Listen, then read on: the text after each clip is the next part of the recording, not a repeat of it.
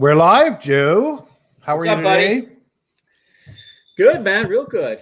Got Good. a good sleep. Staying busy. Avalanche is just cranking, as are all the plays on Avalanche. So that's making me happy. Are they? What's going on, man? Because I haven't looked at a damn thing. I've been on the phone all day. Time Wonderland, Snowbank, Blizzard. What's Wonderland AVAX. doing? Wonderland's up to, I think, almost 9,000 again. Nice. 89.44. I bought some more Blizz. WMMO last night. Yeah, I've kind of pulled some stuff off and found them, and I'm going to move it over today to add to Blizzard, because Blizzard's on the comeback at 83 cents. Snowbank's back up to almost 4. I had that loaded, but I think it's almost to 4 again. Hold on, let me load up some shares here. Hold on, Snowbank. Sorry, I'm eating. Everybody, I'm eating my lunch. My fast ended. I ended my fast a little early today, and I'm starving. And I drank some green tea, and my stomach wasn't handling it. So you guys have to listen to me eat. I see. What do we got? Yeah, it's over 4,120. What is Snowbank? Oh, I love it, love it, love it, love it, love it, love it, love it. And we saw that dip to 1,500, didn't we? Hell yeah. Yeah, I thought so. I mean, I bought more WMMO last night. Fortuitous. Ooh, beautiful. Look at that. Yeah, hell yeah. So, Wicked up to 4,500. Damn. Yeah, so look, I think everybody's on an avalanche train right now. Just look at the TVLs. They seem to be going up across the board.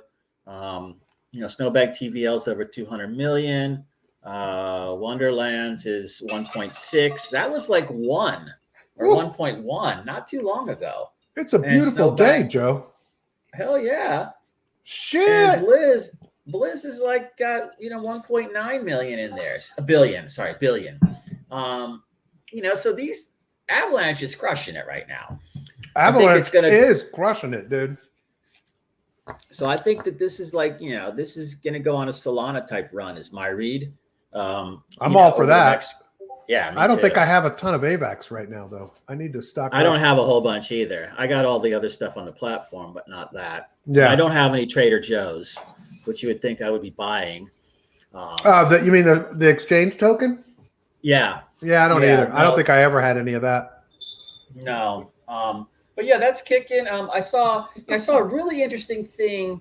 I want to share a little bit of news real quick. I saw a really interesting Twitter thing, actually from August 14th, from Brian Quintens, who's like the chairman of the CFTC. Oh, and yeah, he says, because we're talking about what's a security, what's not. He goes, a futures contract on it. This is a direct quote, public Twitter. A futures contract on a security is in both the SEC's and CFTC's jurisdiction. A futures contract on a pure commodity is only in the CFTC's jurisdiction. There is currently a futures contract on ETH. It is only under the CFTC's purview, which makes ETH a non-security commodity. So, wow. So what you see is this sort of that's awesome. Obviously, bureaucratic politics going on in turf. I love a turf battle. But still, this shows that. Look, this is like we said, this is a messy process, but a lot of it's going in the right direction. Yeah. And so maybe a lot of what we were kind of talking about last week, a lot of the, SEC hesitancy or sideways action, let's say, is just about this turf battle. Where they, of course, want everything to be a security. Yeah. Because then they regulate, and the CFTC is like, no, it's not. It's a commodity. So to me, I'm like, this is good news right here in my idea. So I just wanted to share that real quick. Take a look at these. What the fuck is this chart doing? Which one are you on? I'm on WMMO. But here's what's interesting. Look at these fucking spikes and wicks. Fingers, man. Look at that. I mean, there's this guy, when I first started trading crypto, there's a guy that paid a strategy similar to our mean reversion, but he basically just would take trades at X% below average, whatever, right? Okay, maybe this isn't the right. Yeah, this is not the right WMMO. Look at that liquidity. Yeah. Never mind. I don't think I'm going to try to make this point. But I get your point. Your point is that, have some sell orders on the fat fingers. Yeah. They don't look and see that, if you're going to do a buy or a sell, you really need to look at the book. Yeah. I think Dex Guru's having some issues. I don't think the prices aren't right. Something's funky. Something funky. Well, what do we get? Yeah. ETH is still back above 4,200.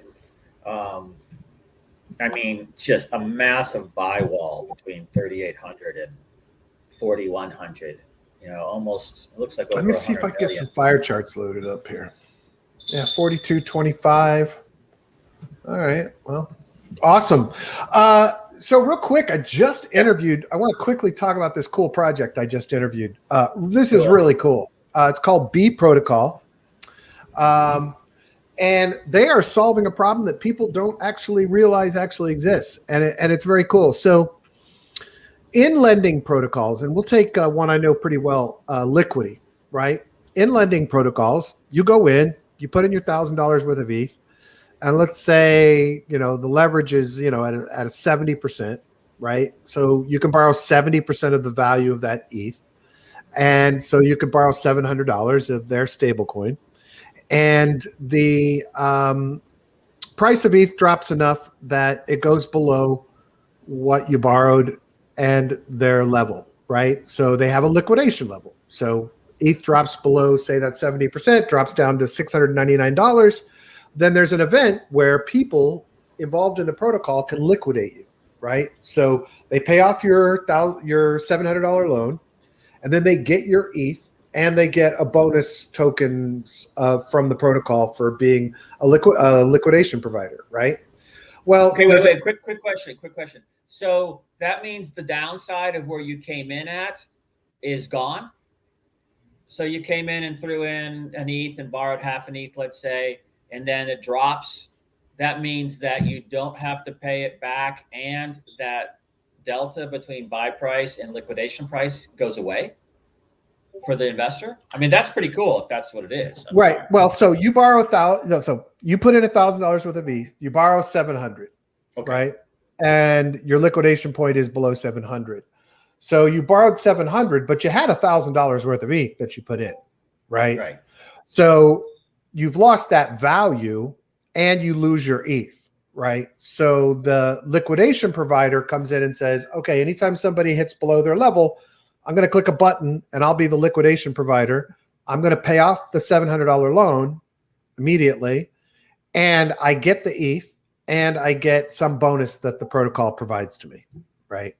So it's a system that works. That's how almost all these lending protocols have some similar model. They have different leverage percentages and everything else. But here's the thing that happens. So first of all, it's a manual process in almost all cases. So if you want to automate being a liquidation provider in those protocols, you've got to create your own bots. You've got to have it click the button and initiate the liquidation process. The other problem is miners jump in on these, right? So they'll bid up on the gas, they get into a gas war, and the people who are trying to be liquidation providers that keep those protocols stable don't even get in, and miners are screwing everything up. It's more MEV stuff, right?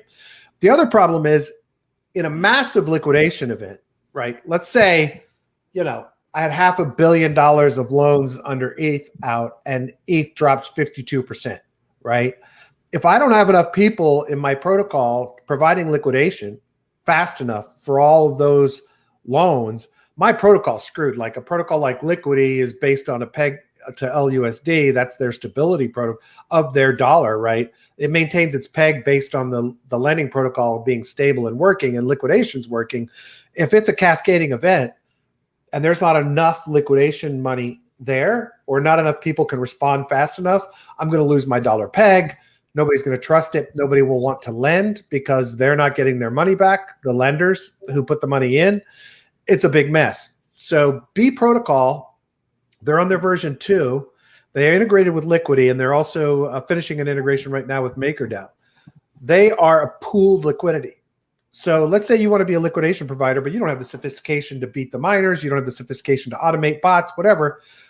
they become the priority for the lending protocol. So B protocol integrates with the lending protocol. They are the top priority liquidation provider. So let's say you want to be in the liquidation business, but you don't want to deal with all the other stuff. You come in, you put $1,000 or 10,000 or 500,000 or $1 million into B protocol pool for liquidity or their pool for MakerDAO. You now get first liquidation preference. The pool automatically handles all the liquidations. It's all automated. So they get a liquidation order. Let's take that example. They pay out the $700 loan. They take the ETH. They immediately sell the ETH back to the protocol. Plus they take the bonus tokens. You have just deposited like you're depositing in a vault, and you get earnings on those liquidations. While the money's idle and there aren't liquidations going on, you're earning in yield farms and you're earning in liquidity mining because the money is not idle, it's going. Anyway, really cool concept, solves a big potential problem across DeFi. I think B protocol is going to become like this standard of approval, especially for the TradFi guys coming into DeFi. I know that if I land in this protocol, because B protocol's there's enough liquidity for the liquidations, right? And I don't have to worry about this thing collapsing. Very cool concept. It's a slow roll for them because they have to integrate with the protocols. It's not something they can just plop up. But it's a very cool concept. Which guy did you interview? Yaron? I did not interview Yaron. I interviewed Eitan. Eitan? Yeah. Really smart guy. Co-founder. Yeah. Yarov, and Yarov built Kyber. Built some of the first DeFi applications. He's like, he's pretty much one of those genius Solidity DeFi coders, right? He's well respected. Well, they have a nice advisory board too. The co-founder of Polygon, Sandeep, Mariano Conti, who is the former head of smart contracts at MakerDAO, and Ori Cohen, former CTO and head of research at Efficient Frontier. Algo trading research. So these are good. Yeah, that's good guys there. Solid project.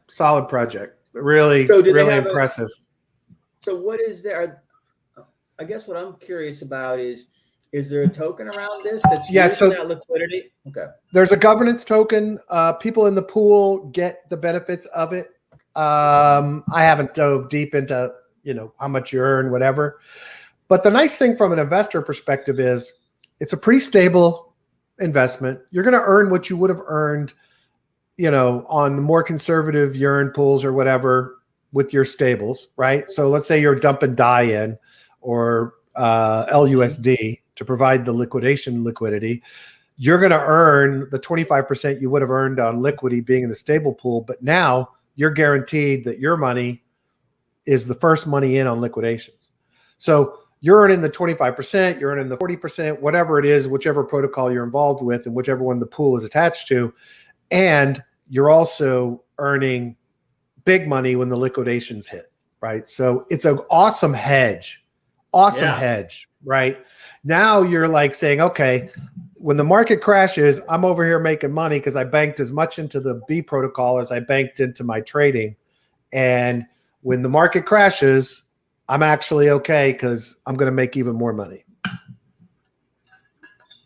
Yeah, no, I see that they've got partnerships with Maker, Compound, Liquidity, and Aave coming soon. So, yeah, and they're also in discussions with Daniel at Abracadabra. Wonderland.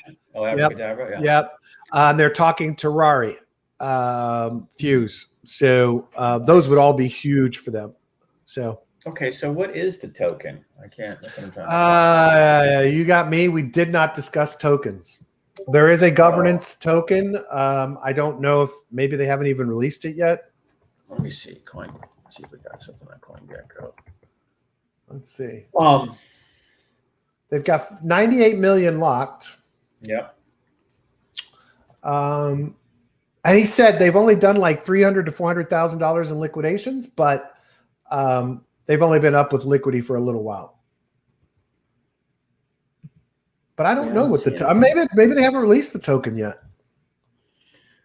B Pro. Right, looks like it's called B Pro. Yeah.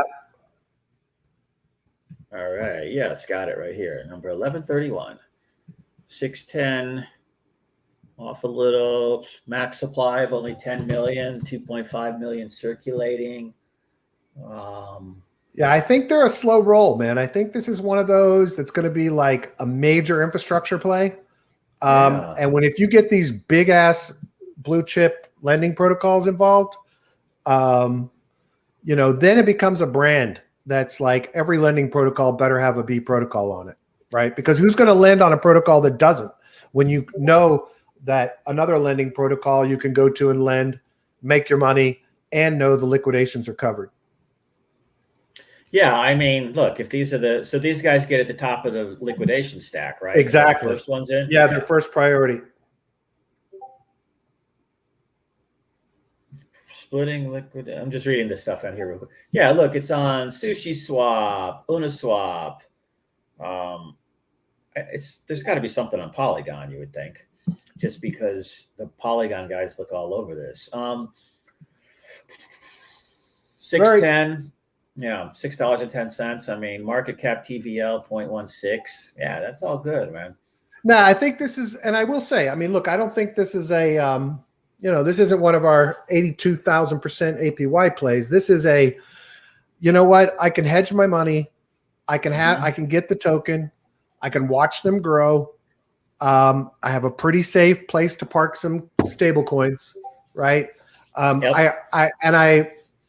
And I personally, from having talked to him and then learned from him more about the founder, I feel a lot of confidence in this project. So again, not financial advice to you on research, but it's a model that makes a ton of sense and that DeFi needs across the board. Well, also it's a docs team, so they're publicly identifiable. Yep. It is infrastructure. It's another layer of sort of safety net, so to speak, on free falling bottoms. That we need. So I think this is a great looking one.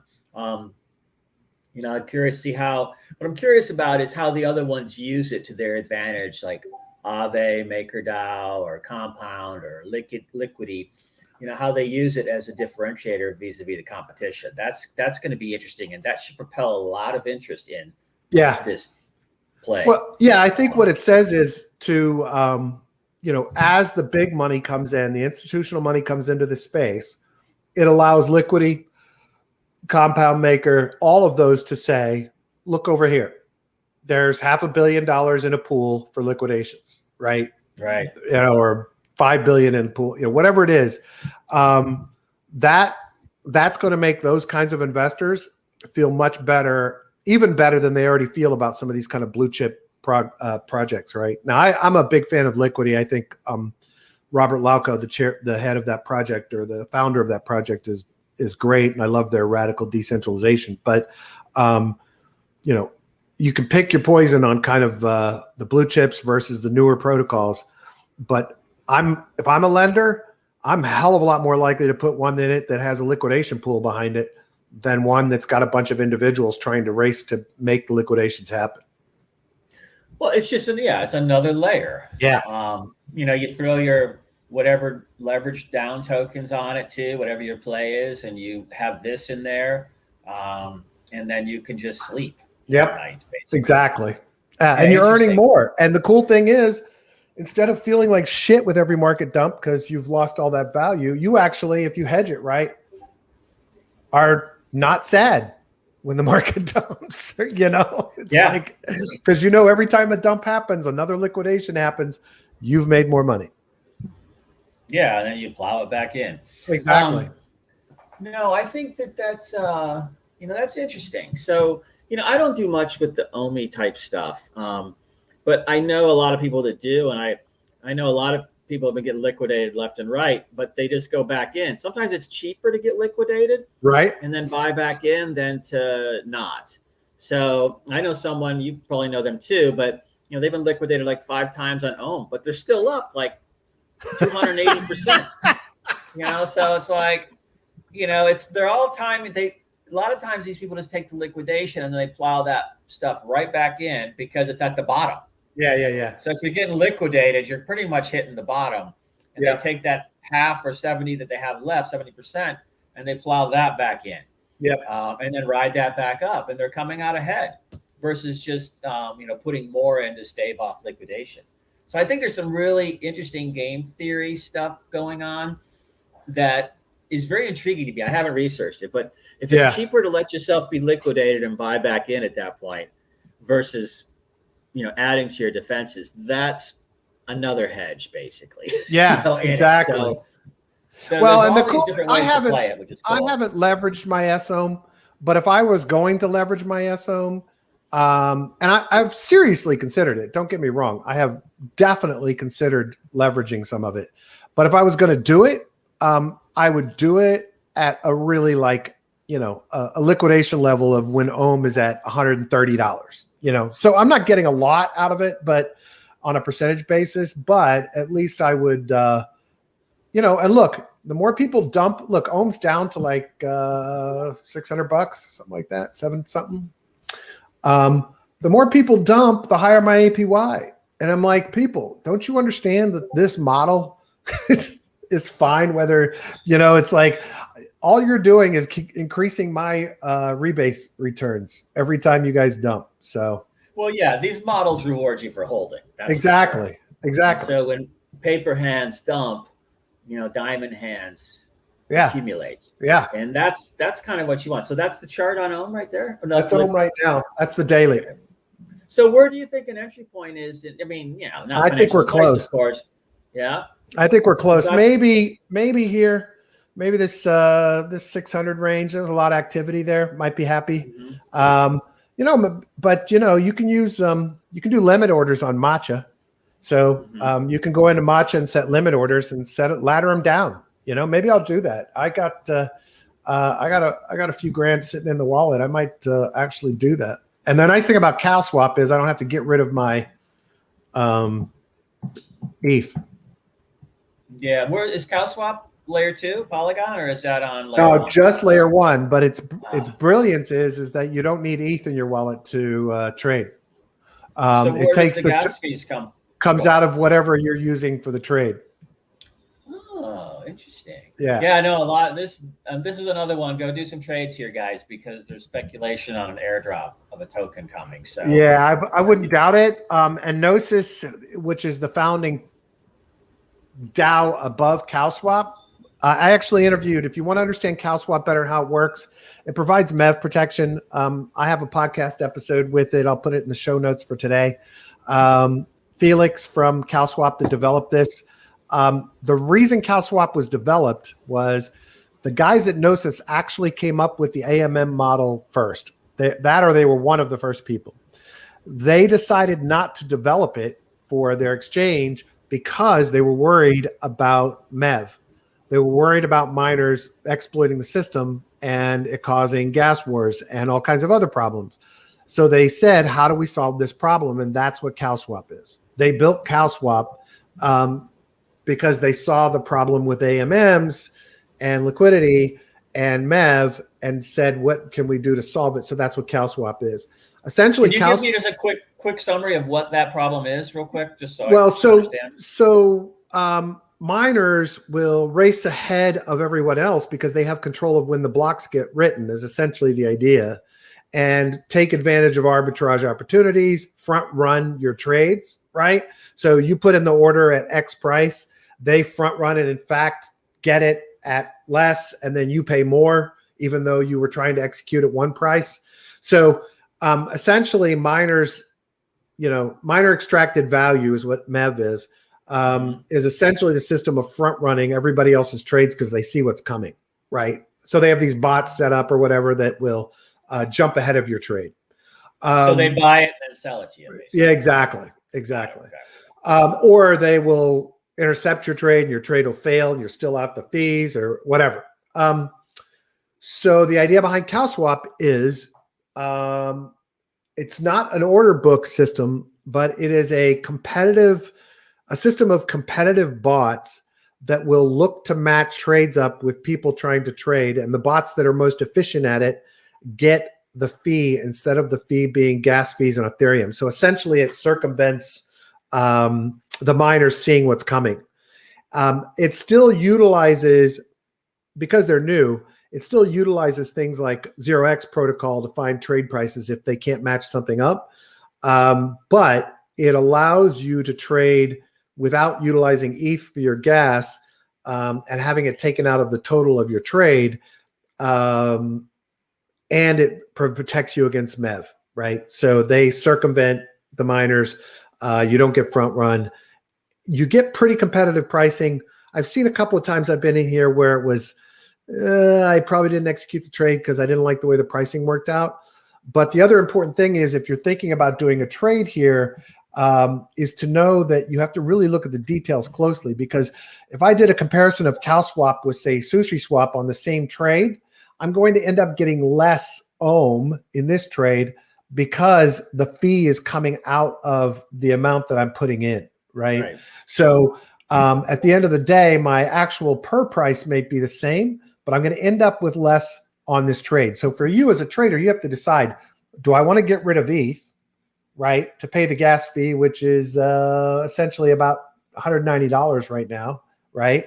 Or would I rather just get less of what I'm trying to buy? If you're okay with getting less of what you're trying to buy and not losing your ETH, then you go to CalSwap. If not, you go to a normal exchange, Uniswap, SushiSwap, whatever. I'm curious. So that's the gas fee on CalSwap, the 190, right? Right. Doing it this way. Okay. Right. I'm wondering what that same trade looks like on, say, SushiSwap or somebody Uniswap, and how much ETH gas is. Because I'm thinking that sounds more. Depends, right? Like, you know, I mean, at any given moment, it could be more or less. Who knows? Let me see. What's Sushi got? I like that idea of CalSwap. Because I personally don't like to burn all the ETH all the time. Me either. It pisses me off every time I have to.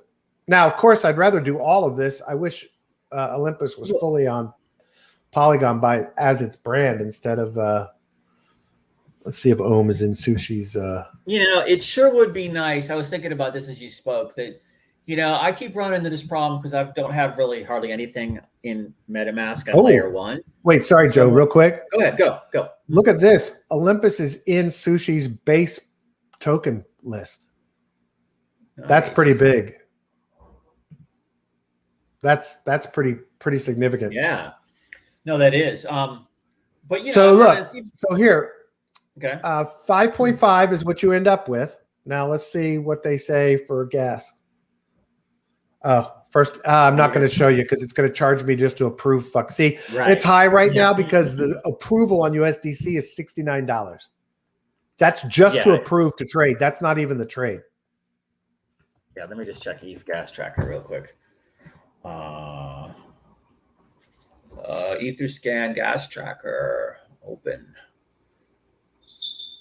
Yeah. A transfer is 65. A swap is 200.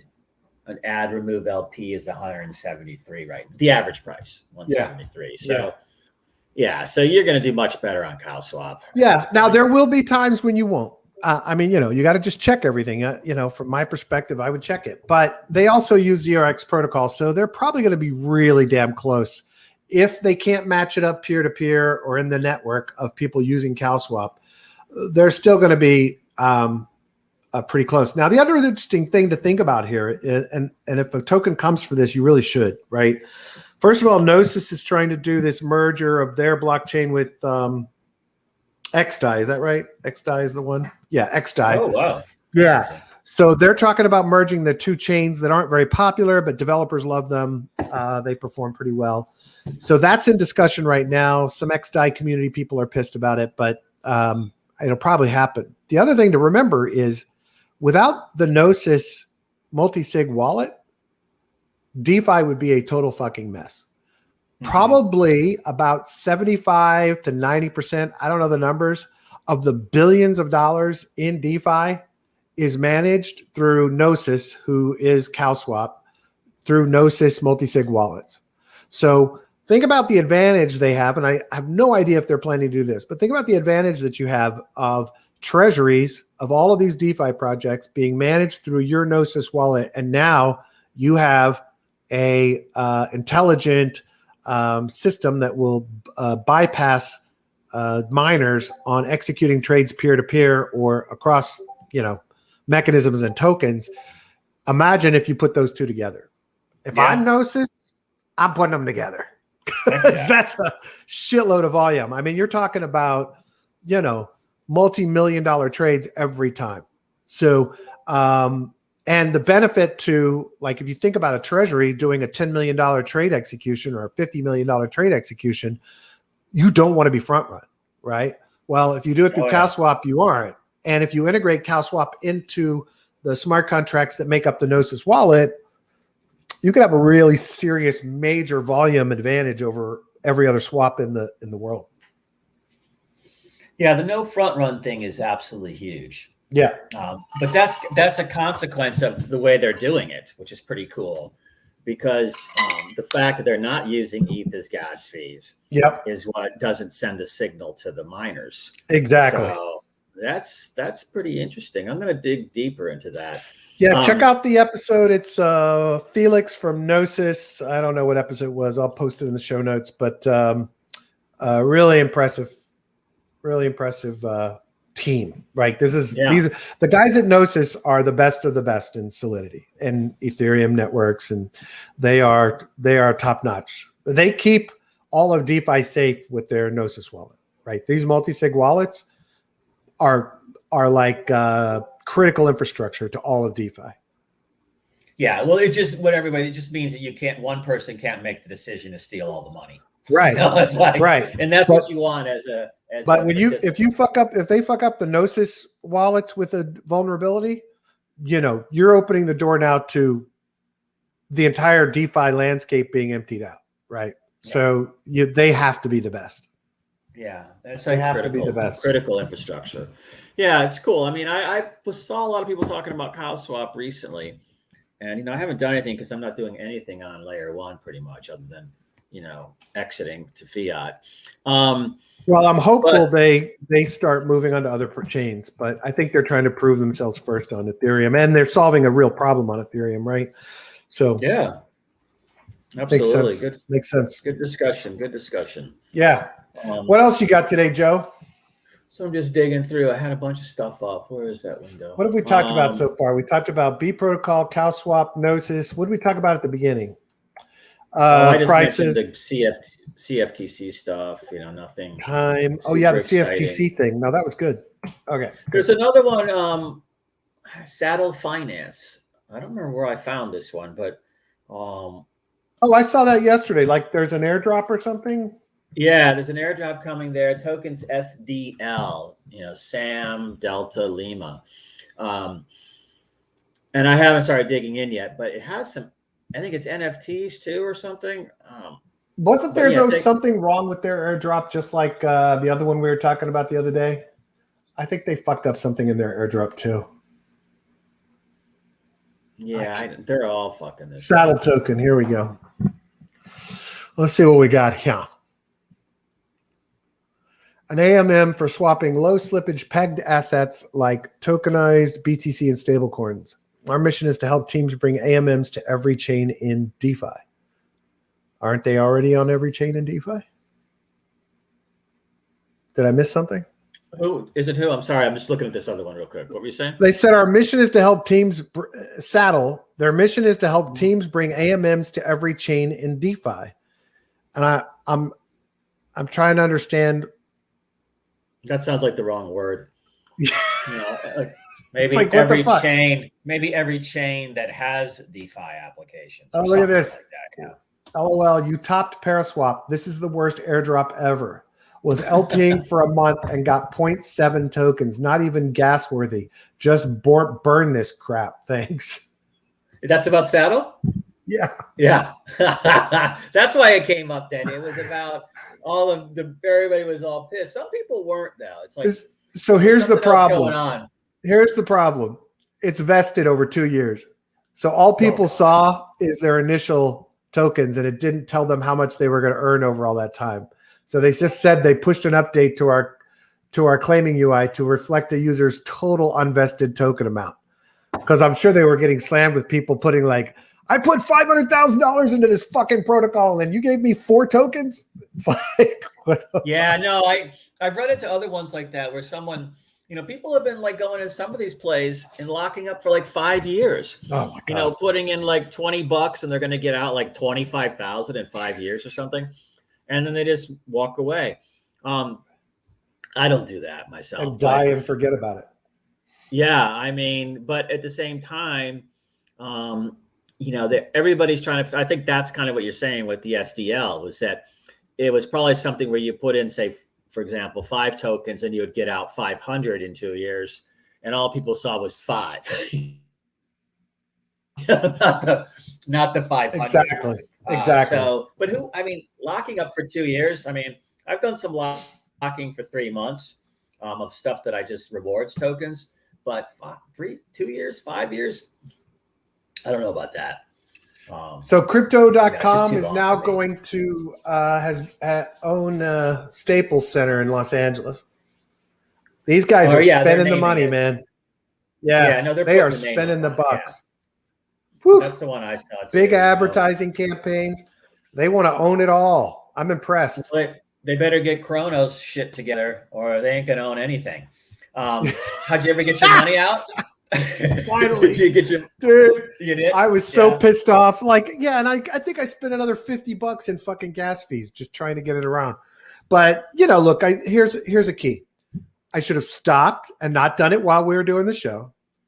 I should have stopped and done a list of all the available tokens to swap on each chain, and then picked which ones, were going to actually work. I didn't do that. But the other problem is I was using one exchange that didn't cover any of those, and finally went to another exchange, and I had to go to a third exchange on Chronos. I think that's all there are on Chronos, to find where I could swap what I had for a token that I could bridge out using the only bridge on Chronos. Right. So the lesson here is stop, take a breath, figure it out. Now, I did use the money to buy more WMemo, or time. I can't remember now. But anyway, I did use the gains and put them to good use. Here's one. I don't know if you heard about this one. UNUSDAO, UNUSDAO. No. The first kind of OMI play on BSC, evidently. What's it called? Say it again. As in like up. N as in Nancy, U as in up, S as in Sam, DAO.finance. Oh. And there's a pre-sale getting ready to happen, bonds, staking, all of that. This comes on November 22nd. Oh, Binance chain. Yeah. So when I saw this, it made me think, whatever happened to Rome DAO? Did you ever see any more on Rome DAO? Not recently, but did they ever launch? It's probably just churning along. Let me see. Hold on. Because there was a lot of chatter in Telegram about that in different channels. What chain was Rome DAO on? I forgot. Oh, I know, Arbitrum. That's why we're not hearing anything about it, because it's a fucking ghost town. Oh, okay. Let me look and see what they got going on their Twitter here, and we'll go take a look. Let's see if they've got any volume. Sub-DAOs of Rome. What the hell? Rome DAO equal a rug pull scam? Hold on. What?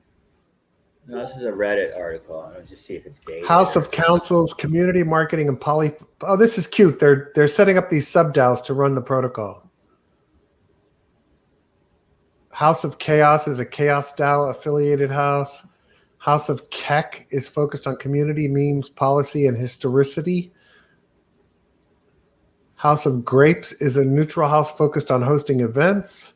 So basically, these are their DAO departments. That's cute. Let's see what they got under. Let's see how much has come in. They're Arbitrum, right? Oh, maybe they haven't launched. That's what I'm wondering, because they're talking about like 3 days ago or 9 days ago, somebody's bitching about they did a cover-up whitelist for only a small part of community. The rest of the plebes have to buy from the privileged ones, aka pump and dump.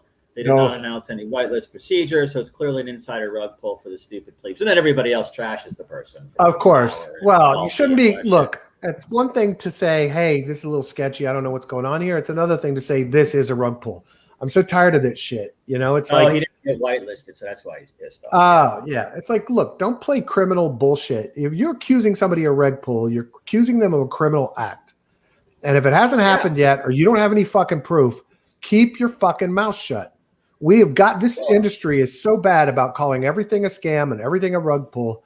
It's like, look, people, find the evidence that it is.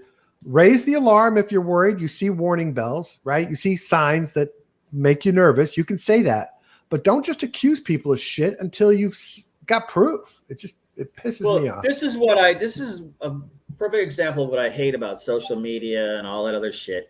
Is people can just say whatever they want and there's no repercussions. Yeah. If you put that in a newspaper, you get please sued. Of course. If you say that out loud, you get sued. Yeah. But if you can tweet it or write it and not get sued, to me that is wrong. Well, they still could get sued, but it's really hard for a DAO to sue people, right? So no. I mean, but there's no repercussions for people making accusatory stuff against in any aspect of it. Yeah. You're right.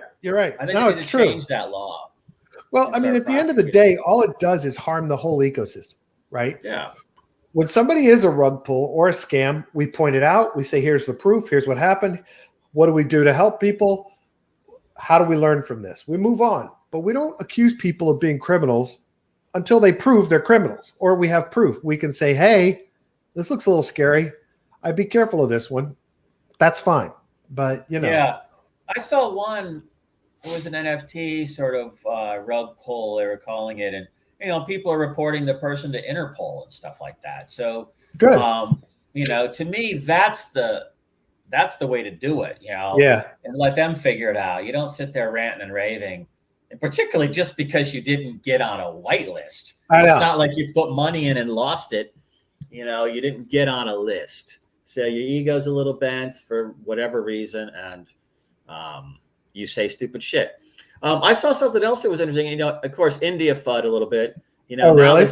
Now they're talking about banning crypto as a payment method, but regulate as an asset. And I'm kind of like, they've been going on and off about this stuff. Oh my God. They're getting to be as bad about it as China. Chinese. Exactly. Yeah. And so, but we know that the Indian tech industry is probably one of the main things India's got going on, in the sense of growth sector. Absolutely. And to me, I think the Modi government will also ban active solicitation from crypto firms, such as ads. So, whatever. More news about fuck. Yeah, but I just thought it was interesting because you see all the FUD come piling out. So like the big FUD areas that I always see, let's not count the India stuff because that's not as big. That was like 6-8 months ago. But you get all this shit about the Mt. Gox coins. You get all this shit about China, and you get all this stuff about the U.S. Yeah. And we know why China's doing what they're doing. We know the U.S. is not going to do anything like that because, we just acquired the highest mining capacity in the world. We are the miners for the world for crypto. Yeah. And, we're just fighting out in regulatory stuff, but, big finances coming in. So that's not going to happen. And the Mt. Gox coin thing is, everybody's also afraid about, when these coins are going to be given back to the original investors, if they can ever figure out who that is. So there was an announcement that the settlement was approved yesterday or the day before, which contributed, I think, to that little blip yesterday. But, that's not even happening till like 2024. It's not that much. And everybody has to take it in fiat. They're not getting BTC dumped in their wallets. Right. They had to make a claim and they have to give a bank account and they're going to take it all in fiat. So and most of it has already been sold to hedgies, I heard too. So the implication I'm sure it's already distributed pretty much. Yep. So it's a non-event. And I think the total amount at Mt. Gox is like valued at what? It was 500 million back then. I don't know the BTC price. I've heard numbers of like 50 billion today. But, half of that is never going to get anywhere. No. The other half's going to go to dollars and go into someone's bank account where they have to pay taxes on it. Yep. So not an issue. So whenever you hear that, the only thing you got to worry about with Mt. Gox is if there's all of a sudden extra coins. Right. That's the thing that's the big issue. But there's not. So, again, a non-event. So when you see all that stuff going on, it tells me, the announcements and stuff, it tells me that, there's going to be a little range dump. but everybody set their buys already below where it's going to, and they put it out there. And, us retail guys, or quasi retail guys, people get panicked and they sell. Yeah. But, that's where you need to kind of just sit tight and, have your reserve money ready to go when it gets to the bottom of the range. So I tend to ignore most of that stuff these days and just focus in on, my biggest FUD thing is U.S. stock market. If that tanks, then you're going to get hit. But, then you'll come back. So, just try to ignore most of that really drastic sounding stuff out there, or at least look for counterpoints, because there's always opposite opinions on all of it. Yeah, I agree. Totally agree, Joe. All right. What else we got going on? I see. Okay. We talked about Avalanche. I think I talked about, the PBR stuff.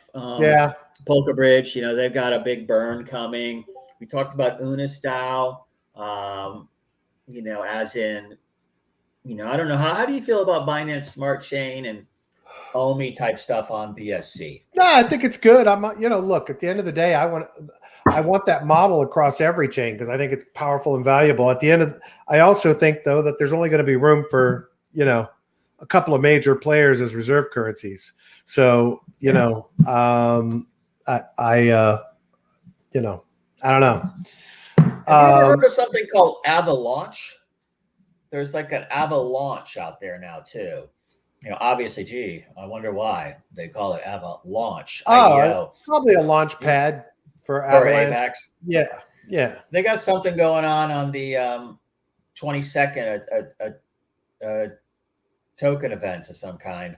Looks like they're doing about 900K registrations today. The sales on the 22nd, but it's Avalanche. So, AVAX super, it's all gain power through gamified NFT alchemy in this medieval metaverse where skill, not luck, reigns supreme. So it's a play to earn thing with NFTs on Avalanche. I mean, to me, I think you're hitting three big value pockets there that do very, very well on. So take a look more on that one.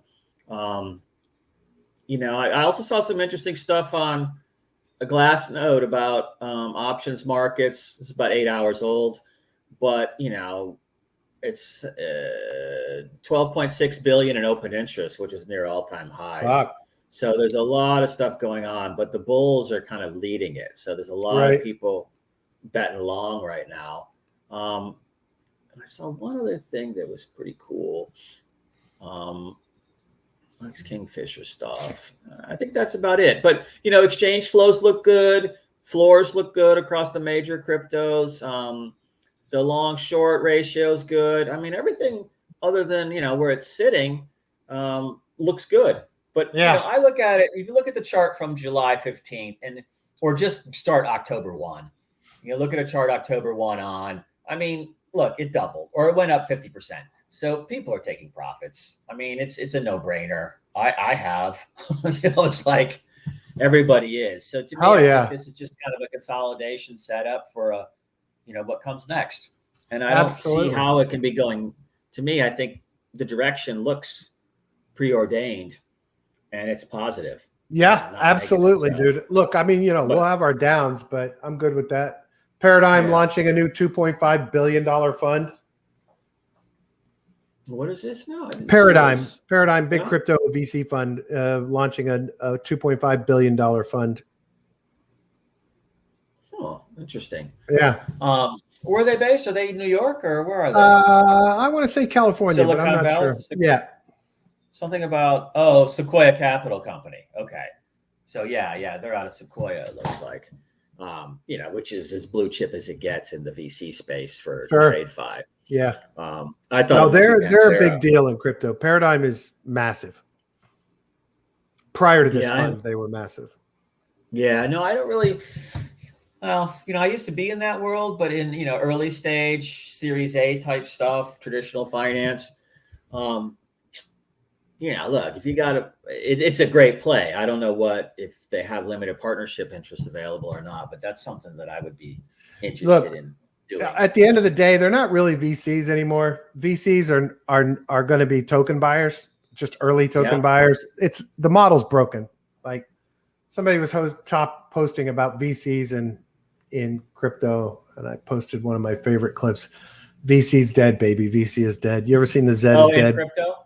Yeah. In crypto? You ever seen the Z is dead? Yeah, wasn't that like it was one of those Tarantino movies? Yeah. Right? Yeah. No. Oh yeah. Pulp Fiction. Yeah. Yeah, that's a great movie.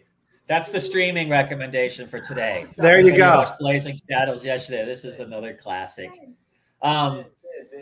Yeah, I don't really get to me, where VCs work in TradeFi is it's what network they're in. And look, if you make money, if you raise money from Sequoia and TradeFi and you execute, you are going to succeed. Yeah. If you don't execute, you're done. But those guys are networked into so many things, and it's they anoint companies basically. Groups like that, they anointed Uber, they anointed Airbnb, they anointed WeWork. This is just what happens. You can't do that in crypto. No, because other than maybe the curve wars where you have stuff fighting over there for governance tokens. Because if you're just buying regular tokens, you have no say in anything. Nothing. So to me, it's just. I mean, the only leverage you have is a threat of a dump. So that's the power you have. But that's on the protocols, right? Well, that's what I would say, because I would insist on locking their money up for 3 years. Exactly. Where they couldn't sell it. Yep. So to give them that low price. Yep.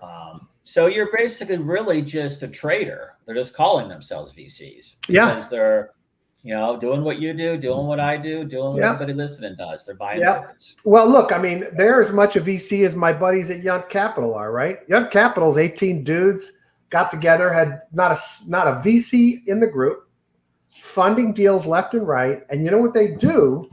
They are deep with their portfolio companies. Like they are working with those guys every fucking day. They are advising, guiding, writing code, designing, posting memes, the whole bit. Well, see, that's what you want, because that's where the value add is. If you're coming in doing all of that, the social media piece, plus the development piece, plus the investment piece. Did you freeze up on me, Joe? You did. Did I freeze up or did you freeze up? That's kind of the same way that traditional finance go. They're not, they're not like pumping it in TradeFi as much because you can't, and they're private.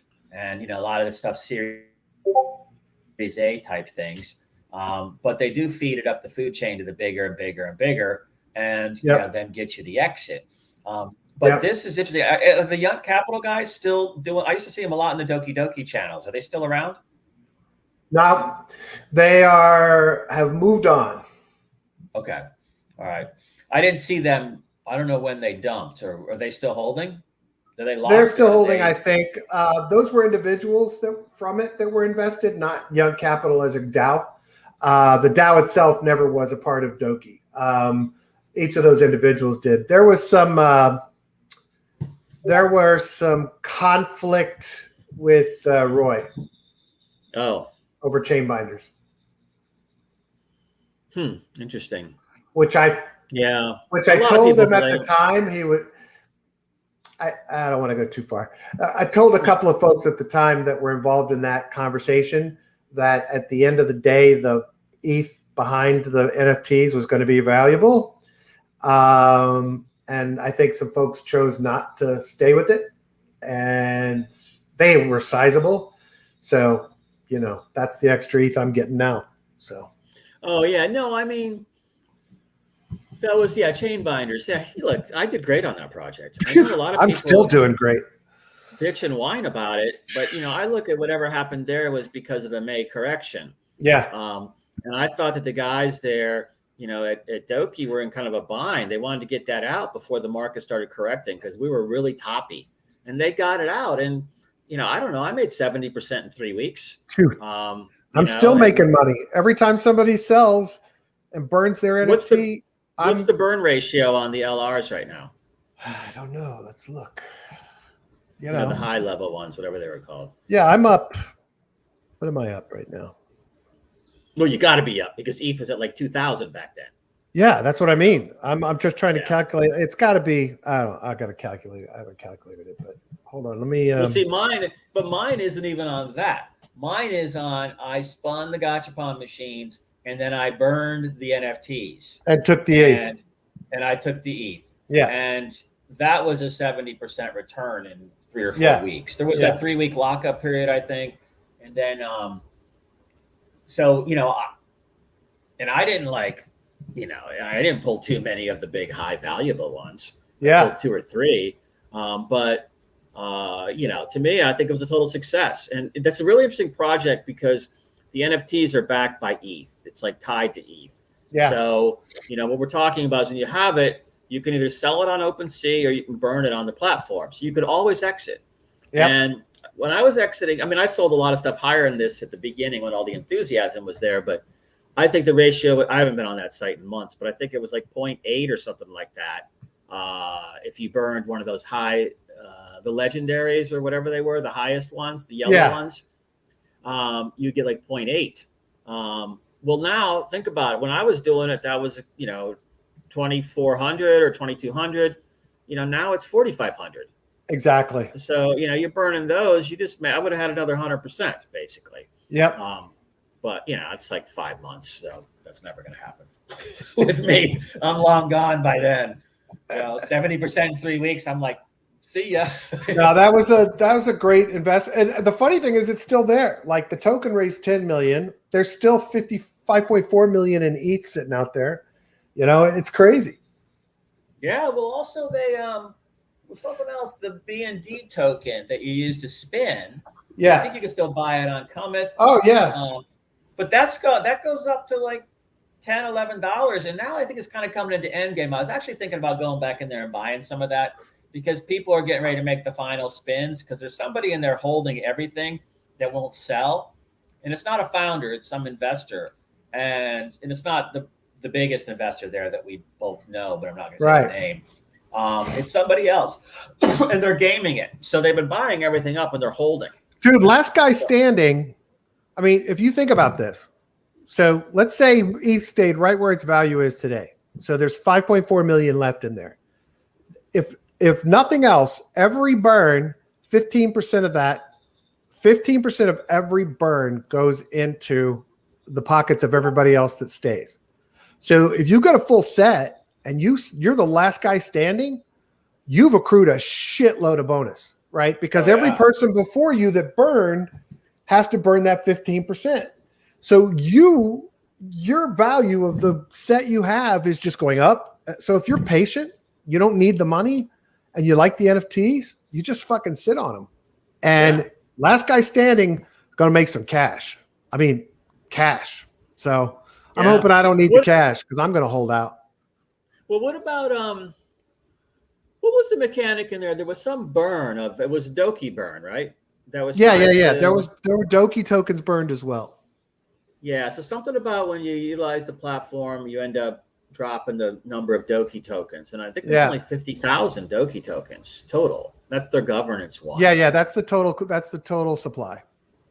So they're burning that down with this play. I always thought this could turn into a play to earn game. We see all these blockchain games out there and competitions. I mean, I see a combat medieval knight kind of game or something running around in there where you gather stuff and can take out other people and take their tokens that they have deployed in their little money pack or pouch on their character. I mean, I see all kinds of stuff here that could be done. Oh, I do too. And unfortunately they just have so much going on but this is a brilliant model. I'd like to steal this model and elaborate on it. I could see a Kilroy playing this model. Heck yeah. I mean, it's a smart model. I think it does bring up some interesting when we talk about regulatory stuff. It does bring up some interesting concepts. I know we got to go. I got to roll, Joe. Yeah. All right. We will. Everybody have a great day. Not financial advice. Do your own research. These are just our opinions. We're not financial advisors. Thank you for listening. Thank you for watching. We love you guys. If you have questions, you can always DM me on Twitter, B05Crypto. If you want us to invest your money in some degen shit, we will do that, and we will keep it all.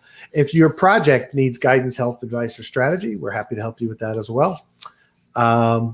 Otherwise, please share, tweet, retweet, like, review, rate. We love hearing from you. Have a great day. All right, buddy. Talk to you later. Thanks. Have a good one, buddy. Yeah, I'll chat with you after my call. Okay, cool. Bye. See ya.